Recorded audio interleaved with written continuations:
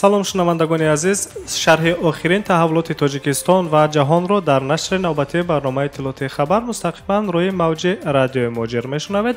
имрӯз 27 марти 2020 сол аст.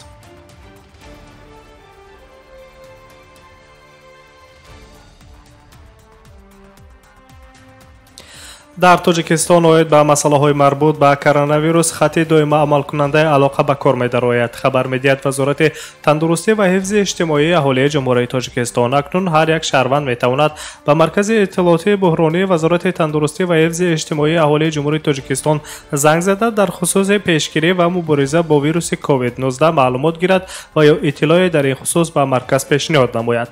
барои тамос бо мутахассисони вазорати тандурустӣ рақами кӯтоҳи 511 24 соат фаъол аст.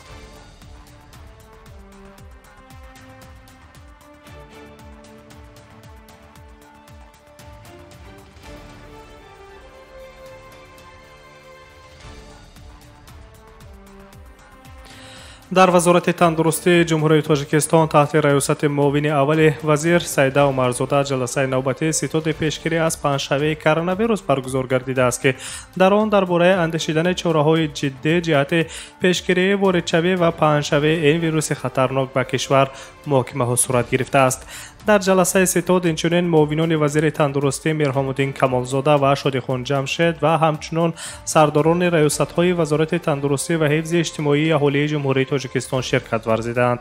таъкид бар он гардидааст, ки дар бораи омодасозии сохторҳои тиббӣ дар ҳолати пайдо шудани коронавирус, инчунин омода кардани беморхонаҳои махсуси сирояткунанда, табобати шахсони сироятшуда, таъмини ҳамагуна шароити лозимӣ ба беморхонаҳои махсус гардонидашуда, алалхусус таъминоти маводҳои тиббӣ ба шӯъбаҳои эҳёгарӣ, корҳои фаҳмонидадиҳӣ ҷиҳати пешгирӣ аз сирояти бемориҳои хавфнок бо аҳолӣ ва масъалаҳои баландбардоштани сатҳи касбии мутахассисони тиббӣ дар ҳолати карантинӣ аз корҳои аввалиндараҷаи ситоди пешгирикунанда аз коронавирус дар назди вазорати тандурустӣ ва ҳифзи иҷтимоии аҳолии ҷумҳурияи тоҷикистон мебошад. муовини аввали вазири тандурустии тоҷикистон Саида Умарзода дастур додааст, ки дар сурати эълони карантин як гурӯҳи ихтиёриён таъсис дода шаванд, ки дар байни аҳолӣ корҳои фаҳмонидадиҳӣ гузаронанд. таъсиси чунин гурӯҳ бар ӯҳдаи марказҳои тарзи ҳаёти солим ва маркази матбуотии вазорати тандурустӣ вогузор гардидааст.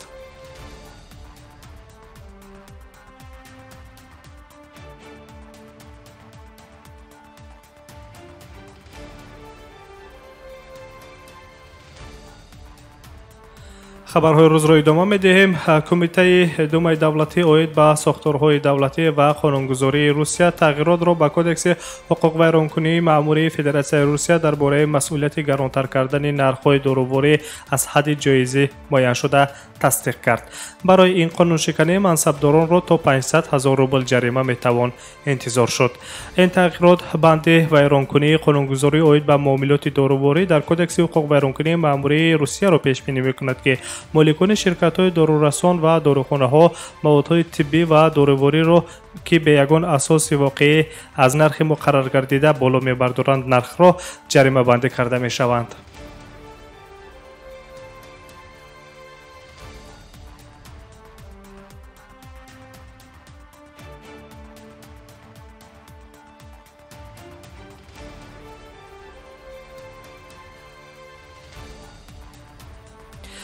طبق معلومات‌های آخرین در جمهوری ازبکستان 83 حالت سیرایت کرونا به قید گرفته شده است. از اینها 35 نفر مردان، 48 نفر زنان و 5 نفر نابالغان میباشند.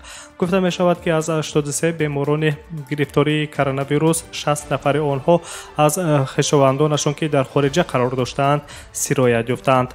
تا امروز در 23 شهروند ازبکستان که از دولت‌های فرانسه، ترکیه، امارات متحده عرب، روسیه، عربستان سعودی و شویتزاریا به ازبکستان برگشتند، سیرایت کرونا آشکار شده است.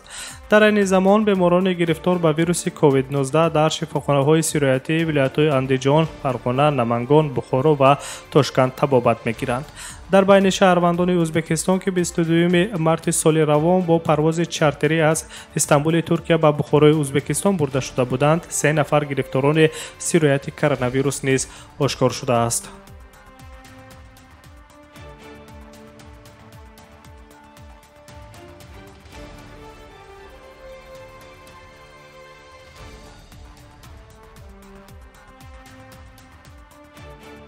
ادامه خبرها. در قرقیزستان مقامات گرفتاری 14 نفر دیگر را با کرونا ویروس تصدیق کردند. در این باره مسئولان وزارت تندرستی و حفظ اجتماعی اهالی جمهوری قرقیزستان خبر دادند. حادثه های نوی سرایت آدمان با ویروس کووید 19 در ولایت های اوش و جلال آباد قرقیزستان به قید گرفته شدند که از اینها 10 نفر زن و 4 نفر مردان می باشند. سن و سال نفران نو گرفتار شده به کرونا ویروس از 1 ساله تا 68 ساله را در بر میگیرد.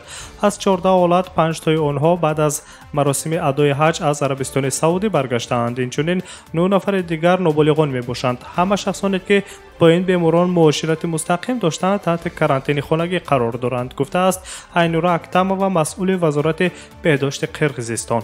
همین طور تا به حالت امروز 27 مارت کرونا ویروس در 58 نفر شهروندان قرقیزستان آشکار شده است. از این شماره 26 حالت در ولایت اوش، 27 حادثه دیگر در ولایت جلال آباد، 4 حالت در بیشکک و 1 حالت در ولایت بادکان درست می آید.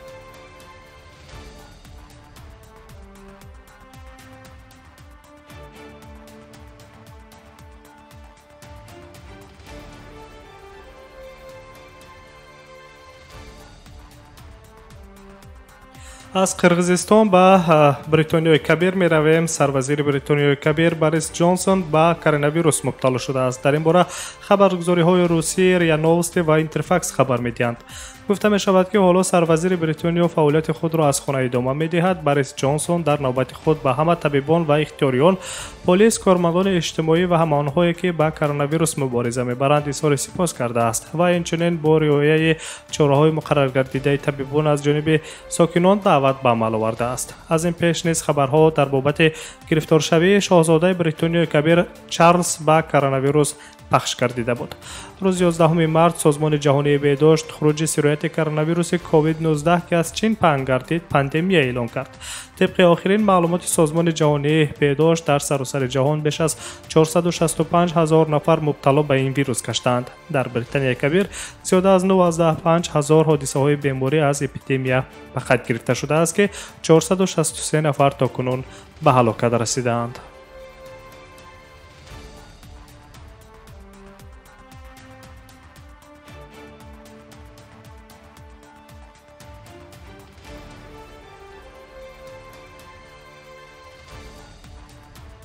خبرهای روز را ادامه می‌دهیم. طبیبان در دستگاه اجرایی پرزیدنت فدراسیون روسیه حالت گرفتاری به کرونا ویروس را در بدن یک کارمند دستگاه اجرایی پرزیدنت روسیه آشکار کردند، گفته است سخنگوی پرزیدنت روسیه دمیتری پیسکوف. در حقیقت در ماموریت پرزیدنت حالت گرفتاری به کرونا ویروس آشکار کرده شده است. این درست است و تمام چاره‌های ضروری سانیتری و اپیدمیولوژی برای پیشگیری پنهانشوی ویروس اندیشیده می‌شوند. ابراز داشته است کاتب مطبوعاتی پرزیدنت فدراسیون روسیه دمیتری پیسکوف. گفته شده است که ولادیمیر پوتین با این نفر که در دستگاه پرزیدنت فعالیت می‌کرده است مستقیم رابطه نداشته است. به گفته دمیتری پیسکوف وضعیت کنونی بار دیگر دلیل روی دست گرفتن چاره‌های احتیاطی را نشان می‌دهد. حالا همه کارمندان دستگاه اجرایی پرزیدنت روسیه از تشخیص گرفتاری به ویروس کووید 19 می‌گذرند.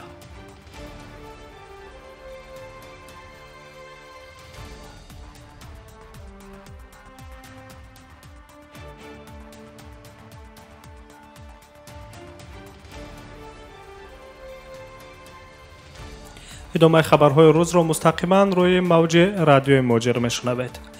شام روز پنجشنبه 26 مارت ایالات متحده آمریکا از روی شماره حالتهای سرایت کرونا ویروس از جمهوری مردمی چین گذشت و حالا در صف اول قرار دارد. طبق اطلاع خبرگزاری والدکس تا نیمه روز 27 مارت در آمریکا بیش از 82,000 نفر گرفتاران به ویروس کووید 19 در قید گذاشته شدند. تا به حالت امروز 27 مارت در ایالات متحده آمریکا 1177 نفر از سرایت کرونا ویروس وفات کردند. در جمهوری مردمی چین باشد این شماره تقریبا 3 مرتبه زیادتر از آمریکا بوده 3287 نفر را در بر میگیرد.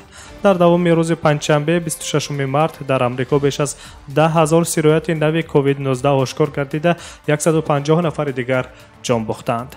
بعضی از همه مشکل‌تر پنهانشوی سرایت در ایالات نیویورک به وجود آمده است. در نیویورک شماره گرفتاران ویروس خطرناک کووید 19 37,000 نفر گفته می شود که این نسبت به ایالت‌های نیوجرسی و کالیفرنیا یک چند مرتبه زیاد است. حالا در همه 50 ایالت‌های آمریکا کرونا ویروس به قید گرفته شده است. وابسته به وضع به عمل آمده انتظار می‌رود که امروز مجلس نمایندگان آمریکا لایحه قانون را درباره دستگیری اقتصادیات و کمک به شهروندان آمریکا در دوره خروج کرونا ویروس قبول کند که بودجه این طرح $2 تریلیون را در بر می‌گیرد که جدا کردن چنین مقدار کلان مبلغ همچون کمک به شهروندان تا به حال در یکون دولت دنیا عملی نگردیده است.